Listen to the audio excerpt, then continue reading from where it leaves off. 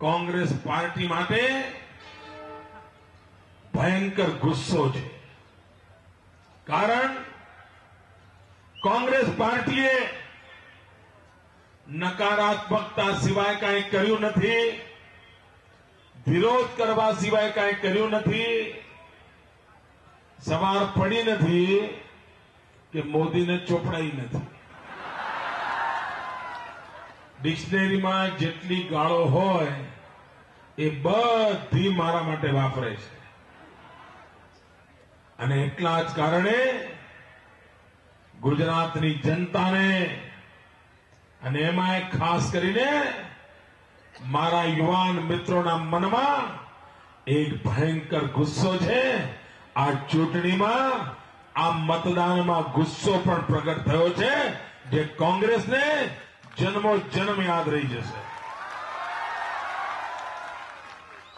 ભાઈઓ બહેનો, 17મી તારીખે मतदान છે. भाइयों और बहनों, 17 तारीख को मतदान है कि पहला चरण ने पण टपी जाए वो मतदान 17મી તારીખે થવાનું છે. પાલનપુર પણ એના જૂના બધા જ રેકોર્ડ તોડીને मतदान કરશે એવો મારો વિશ્વાસ છે. पालनपुर में भी इस बार अभूतपूर्व मतदान होगा. 17 તારીખે તમે માત્ર પાલનપુર માટે નથી આપવાના. 17 તારીખે તમે માત્ર બનાસકાંઠા જિલ્લા માટે નથી આપવાના. ભાઈઓ બહેનો, 17 તારીખનો તમારો મત એ માત્ર પાલનપુર કે બનાસકાંઠા માટે નહીં, આખા ગુજરાતનું ભાગ્ય નક્કી કરવા માટે છે. भाइयों और बहनों, 17 दिसंबर का आपका मत सिर्फ पालनपुर के लिए नहीं, सिर्फ बनासकांठा के लिए नहीं, बल्कि पूरे गुजरात के भाग्य को तय करने के लिए है. पूरे गुजरात का भाग्य आपको तय करना है. उस हिसाब से आप मतदान करें.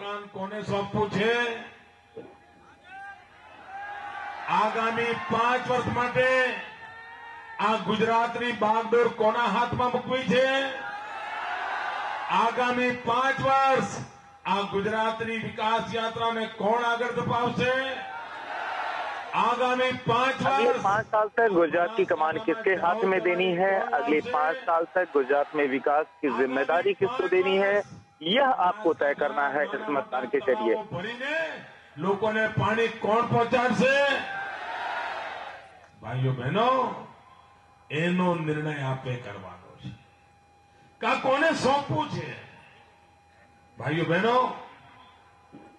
15 દિવસ માટે તમે ઘરેથી બહારગામ જવાના હો, આખું કુટુંબ જવાનું હોય, ઘરે તાળું મારીને જવાનું હોય, તો તમે તમારા ઘરની ચાવી કોઈ અજાણ્યાને આપો? भाइयों और बहनों, अगर आपको 15 दिन के लिए अपना घर छोड़कर कहीं बाहर जाना हो, तो क्या आप अपने घर की चाबी किसी अनजान आदमी को देते हैं? तो खेल पथारी फरी जाए, पाछा आવો ત્યારે કશું હાથમાં ના હોય તો આવું કરાય? ભાઈઓ, ના અપાય ને. જો 15 દાડા માટે તમારું ઘર કોઈને ના અપાય તો આવડું મોટું ગુજરાત કોઈ અજાણ્યા ના પાય? अगर आप अपना घर किसी अनजान आदमी को नहीं दे सकते, तो इतना बड़ा गुजरात आप किसी अनजान आदमी के हाथ में कैसे दे सकते हैं? જાણી તો છું કે નહીં ભાઈઓ? તમે મને ઓળખો છો કે નહીં? મારા કામને ઓળખો છો કે નહીં? ગુજરાત માટે आप हमें तो जानते हैं, आप हमारे काम को जानते हैं. ખબર છે ને? पालनपुर के लिए मैंने क्या किया है ये आप जानते हैं. જિલ્લા માટે શું કર્યું ખબર છે ને? बनासकांठा जिले के लिए मैंने क्या किया है ये आप जानते हैं. પગના અંગૂઠાથી માથાના વાળ સુધી ઓળખો છો. અરે એટલું જ નહીં, તમે ઘરમાં ટીવી ચાલુ કરો ને અને તમારા ટાબરિયા બાજુના રૂમમાં રમતા હોય અને ટીવી પર મોદીનો અવાજ આવે તો ટાબરિયા શું કરે? મોદી આવ્યો કરે કે નહીં? એ બધા મારા ખાસ ભાઈબંધો છે. મોદી આવ્યો, આખા ઘરમાં તોફાન મચે કે નહીં? आपके घर में छोटा बच्चा है, टीवी खुलता है और मैं दिखता हूँ तो आपके घर का छोटा बच्चा भी कहता है मोदी आया, घर में हल्ला होता है कि ભાઈઓ બહેનો એ ગુજરાતને હું પણ ભલી ભાંતિ ઓળખતો હોઉં. હું ગુજરાતના आप સુખ मुझे દુઃખનો जानते हैं, સાથી मैं છું. तो अच्छी तरीके से जानता हूँ. અને ગુજરાતના વિકાસને માટે તમારા મનમાં પડેલી અપેક્ષાઓ માટે આપના દુઃખો દૂર કરવા માટે કોઈ અવસર હું જતો નથી કરતો, કોઈ યોજના હું પડતી નથી મૂકતો. गुजरात के विकास के लिए मैं कोई भी वक्त जाने नहीं देता, किसी भी योजना को कहीं मुलतवी नहीं करता. એક એક માણસનું ભલું કરવું છે. ભાઈઓ બહેનો, गुजरात के एक एक आप हिस्से का अठवाडिया विकास સુધી करना है કામ मुझे. કરો તો રજા નાખો છો કે નહીં? જરા બોલો તો, સાચું બોલો. ભાઈબંધીમાં આવું ના ચાલે. રજા નાખો છો કે નહીં? આરામ કરો છો કે નહીં? છોકરાઓ પણ નિશાળ જતા હોય, છોકરાઓ પણ અઠવાડિયામાં એક દાડો રજા રાખે કે નહીં? રજાની જરૂર પડે કે ના પડે? ભાઈઓ બહેનો, ગાંધીનગરમાં એક એવો મજૂરીઓ બેઠો છે, આ તમારો એવો એક મજદૂર ત્યાં બેઠો છે જેણે 12 વર્ષ થયા, 12 વર્ષ એક પણ દિવસની રજા લીધી નથી. ભાઈઓ, એક પણ દિવસની રજા નહીં. आप काम करते हैं, आप जरूर हफ्ते में एक दिन की छुट्टी लेते होंगे, लेकिन 12 साल से गांधीनगर में एक ऐसा मजदूर बैठा है जिसने की एक दिन की भी छुट्टी नहीं ली है. આ નવી નવી યોજનાઓ એ માત્ર ચૂંટણી જીતવા માટે નથી કરતો. मैं इन नई नई योजनाओं की घोषणा सिर्फ चुनाव के लिए नहीं करता, चुनाव जीतने के लिए नहीं करता. ચહેરા પર ખુશી દેખાય, संतोष देखाए, आपके चेहरे पर खुशी दिखे, संतोष दिखे, इसके लिए मैं ये नई તો આ મહેનત એટલા માટે કરું છું કે તમે તો ખુશી થાઓ, તમે તો સુખી થાઓ, તમને તો સંતોષ થાય, પણ તમારા છોકરાના છોકરા પણ સુખી થાય એવું ગુજરાત બનાવીને જવું છે. मैं ये मेहनत इसलिए करता हूँ ताकि न सिर्फ आप ठीक रहें, आप समृद्ध हों, बल्कि आपकी जो भावी पीढ़ी हो वो ठीक हो. इसके लिए मैं ये मेहनत करता हूँ. એના માટેની મેં મથામણ આદરી છે. ભાઈઓ બહેનો, આ મેડમ સોનિયાજી આયા હતા. भाइयों और बहनों, मैडम सोनिया जी आई थी. એમાં તમને શેનો કરંટ આવ્યો? આવું કેવું યાર? હવે એ કોંગ્રેસ પાર્ટીના પ્રમુખ છે તો ના આવે? વોટ તો માગે કે ના માગે? તમારે આપવાનું. भाई कांग्रेस पार्टी की प्रमुख हैं तो गुजरात तो आएंगे ही. ભાઈઓ બહેનો, આ સોનાબેને આવીને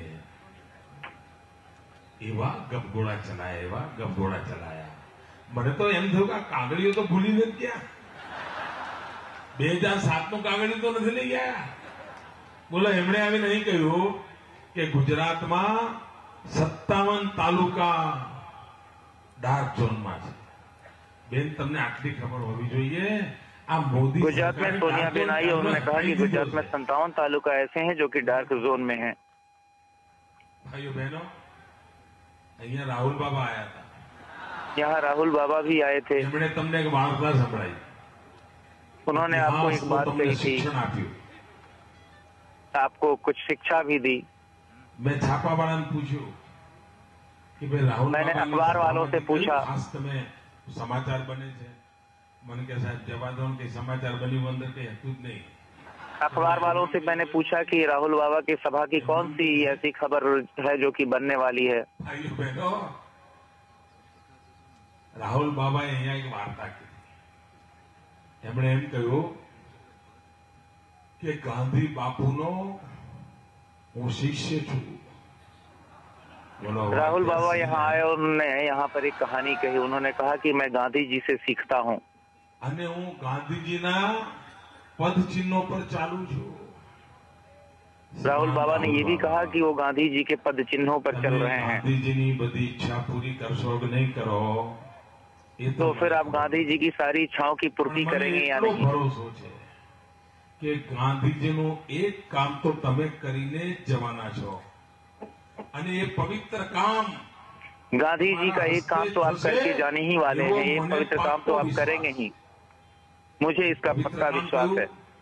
તો ગાંધીજીની એમના જીવનની એક ઈચ્છા હતી, અંતિમ ઈચ્છા, અને એમણે કોંગ્રેસના નેતાઓને બોલાવીને કહ્યું હતું, गांधी जी के जीवन की अंतिम इच्छा थी और उन्होंने कांग्रेस के नेताओं को बुलाकर कहा भी था, હવે આ કોંગ્રેસની જરૂર નથી, એને વિખેરી નાખો।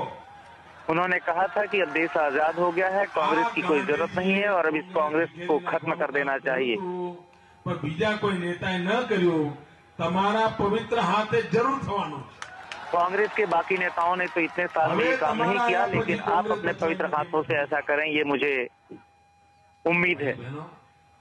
राहुल बाबा बीजी एक बात करी, राहुल ने एक और बात कही, पूज्य बापू अलाहाबाद અમારા ઘરે આયા હતા, અને એ વખતે જવાહરલાલ નહેરુના પિતાજી મોતીલાલ નહેરુ એ જીવતા હતા અને અલ્હાબાદમાં રહેતા હતા। તો ગાંધીજી એમને મળવા ગયા અને રાત્રે રોકાણા, તો સરસ મજાનો પલંગ સુખી હતું। મોતીલાલનું નહેરુનું પરિવાર ખૂબ સુખી હતું। એમ કહેવાતું કે પંડિત નહેરુના કપડા ધોવા માટે પહેરી જ જતા હતા, એટલા બધા રૂપિયા હતા। તો સરસ મજાનો પલંગ બલંગ બાપુ માટે પાથરેલો બિછાયેલો, અને બાપુ રાત્રે સુવા ગયા। બાપુએ કહ્યું ના, હું તો નીચે સુઈ જઈશ, શેતરંજી ઉપર। આ પ્રસંગ રાહુલ બાબાએ કહ્યો તમારા પાલનપુરમાં, કહ્યો છે ને ભાઈ? હા, राहुल बाबा ने इसी पालनपुर में आकर एक कहानी कही थी कि किस तरीके से महात्मा गांधी उनके इलाहाबाद वाले घर पर गए थे और जवाहरलाल नेहरू के पिता मोतीलाल नेहरू के साथ बैठे थे। नेहरू पूछू कि बापू, अरे आप शतरंजी पर सुई जाओ, आवृत्ति चालतु हशे, पलंग पर सुई जाओ। तो बापुए मोतीलाल नेहरू ने कह્યું કે ભાઈ મોતીલાલ, જવાહર આજે જેલમાં છે, અને જવાહર જેલમાં હોય, શેતરંજી પર સૂતો હોય, તો મારાથી પથારીમાં કેમ સુવાય? मोतीलाल नेहरू ने महात्मा गांधी के रुकने की व्यवस्था अपने कमरे में की थी, एक पलंग पर की थी, लेकिन महात्मा गांधी पलंग पर सोने के लिए तैयार नहीं हुए। उन्होंने नीचे दरी पर सोना मंजूर किया। मोतीलाल नेहरू ने पूछा कि आखिर ऐसा आप क्यों कर रहे हैं? उन्होंने कहा कि जवाहरलाल नेहरू जेल में है, ऐसे में मैं पलंग पर नहीं सो सकता, बल्कि दरी पर सोऊंगा। युग पुरुष હતા, સંત હતા, એમનું પ્રત્યેક આચરણ સંતને શોભે એવું હતું। એટલે જવાહરલાલ કે કોઈ પણ કોંગ્રેસનો આગેવાન આઝાદીની લડતમાં જેલમાં હોય તો બાપુની લાગણી એની સાથે હોય, બહુ સ્વાભાવિક છે। અને એટલે બાપુએ શેતરંજી પર સુવાનું પસંદ કર્યું। એ તો બાપુની ઊંચાઈ છે, ખરી કે નહીં ભાઈઓ? બાપુની મહાનતા ખરી કે નહીં? क्योंकि जवाहरलाल नेहरू जेल में थे, इसलिए महात्मा गांधी ने जो है पलंग पर सोने की जगह दरी पर सोना कबूल किया था। પણ જવાહરના બાપા મોતીલાલ એ કેમ પલંગમાં સુઈ ગયા? મુદ્દો તો એ જ નહીં ભાઈ। महात्मा गांधी तो दरी पर सो गए, लेकिन खुद जवाहरलाल नेहरू के पिता मोतीलाल नेहरू पलंग पर सोए। તમારી લોહીમાં સીધે સીધું મોતીલાલનું લોહી વહે છે। राहुल, आपके खून में सीधे सीधे मोतीलाल नेहरू का खून है। તમારા સંસ્કાર શું છે, તમારી વૃત્તિ શું છે, એ આ પ્રસંગમાં તેમને સમજણ પડે છે।